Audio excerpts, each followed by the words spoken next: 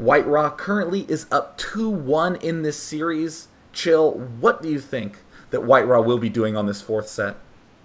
Well, I don't even want to call it at this point. I mean, it's so hard to tell. Usually, players here favoring opening up their rocks and expanding on the high ground is just so safe. Yeah, yeah, And yeah. and then Protoss usually wants to get the range upgraded Colossi out as they can abuse ramps everywhere on this map. I also love this map. It's very technical with those cliffs everywhere. But I would really think that he would want to just get 3 gates out, get maybe a few immortals out, move towards an expansion and Colossi. I think it's going to be interesting to see how they spawn yet again. If you spawn vertically, it kind of takes the gold expansion out of play, and the play becomes very linear. You can expand Definitely. through your backdoor rocks and expand to the other corners, which becomes a little interesting.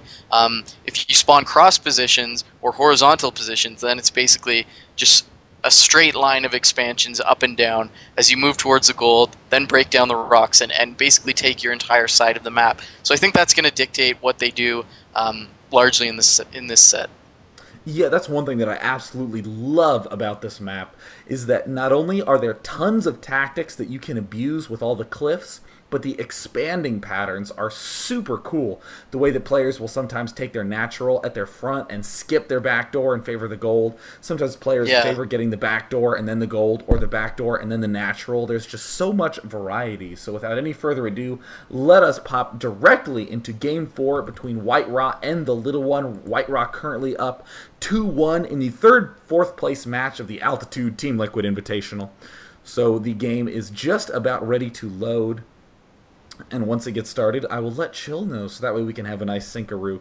We do have WhiteRa spawning in the top left as the orange Protoss, and in the bottom right we do have TheLittleOne spawning as the purple Terran.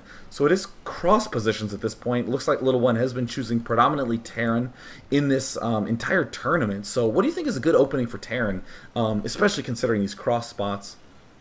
I always like playing mech on this map. Actually, I Ooh, find there's a lot of funneling positions. that's Yeah, interesting. um, because I really like to abuse the terrain on any map I play. So I find if you can get onto your opponent's high ground, break the rocks down from the other side, get tanks up there, Vikings to shoot down Colossi, I find that's unbelievably annoying for a Protoss player to deal with, and that is my favorite style of play. So I like to see that, but I see a lot of players favoring a very Marauder-heavy style, not really getting too many tanks on this. So, I mean, I like to use tanks, I like to use mech here, but I don't want to bet that we're going to see that. Well, something that is really nice about those Marauders is the fact that this entrance is much wider than the other maps that generally have a very thin ramp. And it's all low ground. There's no high ground, low ground going from middle of the map to main. So the Marauders have much easier time microing and kiting against Stalkers, picking off Zealots. They don't have to worry about sentries force fielding and cutting the Marauder groups in half. So Marauder openings very popular on this map. We do have TheLittleOne getting his barracks up and a refinery going down as well. So again, very traditional opening by TheLittleOne. WhiteRa has scouted. He is checking out the top right corner of the map first. But otherwise, everything is nice and normal. No sort of 3-gating action going on, much to my dismay.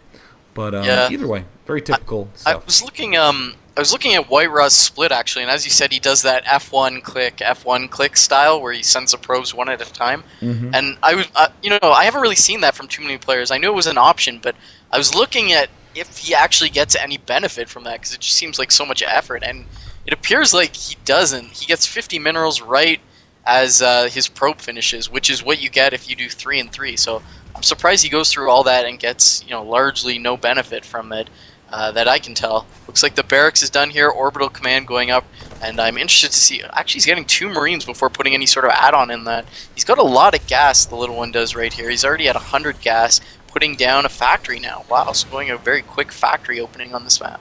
In WhiteRa's defense, the F1 click, it allows you to press more buttons to accomplish the same thing. So it's very reminiscent of Brood War. So it's very good to sort of go back to the good old days, because we all really just like pushing buttons here.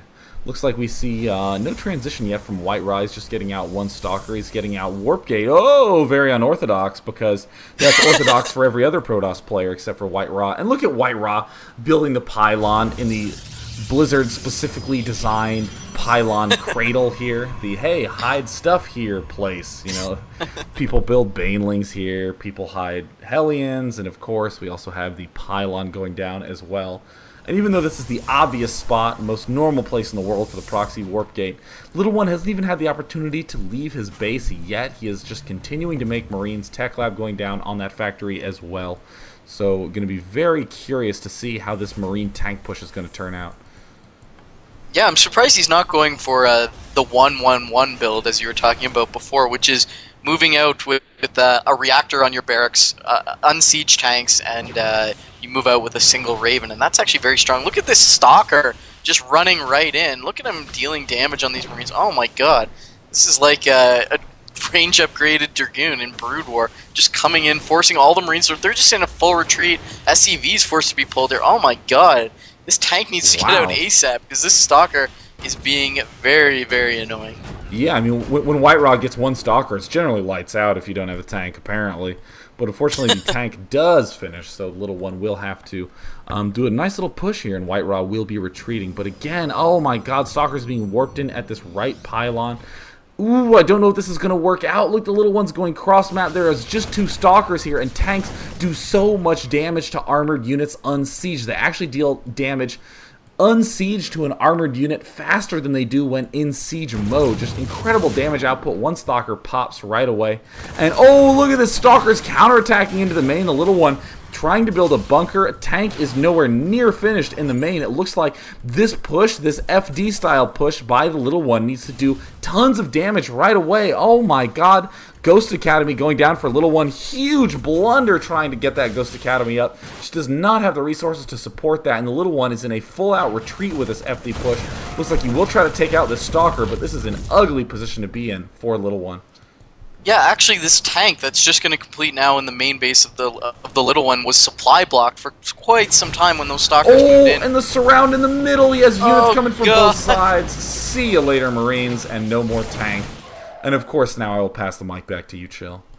Oh, that's so great. And what I love about this proxy pylon is a lot of people make warp gates and then put the proxy pylon down, but WhiteRa did it ahead of time, so it's already ready when he's got the warp gates, and now he's just streaming in reinforcements. So many Stalkers in here. The Little One has a bunker, an empty bunker actually, just a single tank. Oh my god, he's probably not going to be able to hold this off. The Zealots are going to be able to rush right in there. WhiteRa being very careful, keeping his units alive conservatively, trying to pick off when the second tank comes out. Second tank about to go out. Marauder jumping in the bunker, so that's going to help him a lot. Here comes the tank. It's getting repaired. Two tanks are doing some very nice micro, but oh my god, so many SCVs lost at this point. And the Little One is his choice, but GG, wow. What a brutal opening by WhiteRa. I mean, the one thing that I'm noticing again and again from WhiteRa's Protoss vs. Terran is how incredibly strong Stalkers are if controlled well. Especially in this last game, we just saw that one Stalker literally almost won the game immediately. I mean, it was able to pick off so many Marines, pick off SCVs, draw a lot of SCVs away from mining. And like you said, that early placed pylon allowed WhiteRa to begin warping in units right away. And who would have thought that just a 2 or 3 Stalker counterattack was more than enough to deal with this increasingly popular Marine tank push?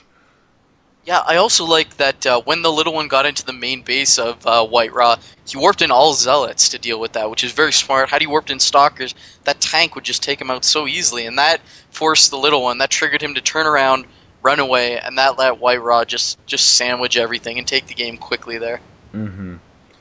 I mean, just phenomenal play in that series by WhiteRa. He is our 3rd place winner for today, so he will earn himself $200 US, which of course, given the exchange rate, translates to probably 5 or 10 euros. So big props to him. And of course, Little One earns himself $100 today. And big thanks once again to AltitudeGame.com for sponsoring the Team Liquid Invitational. We will have the finals of Idra against Tester in just 10 minutes. We are going to take a brief throat break once again, so that way we are not hoarse, screaming grizzly bears in the final series.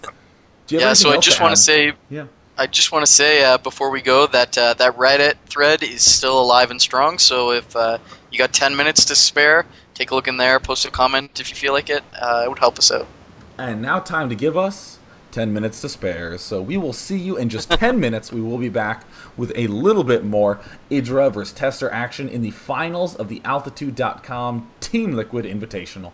Or AltitudeGame.com Team Liquid Invitational. Be back in a bit.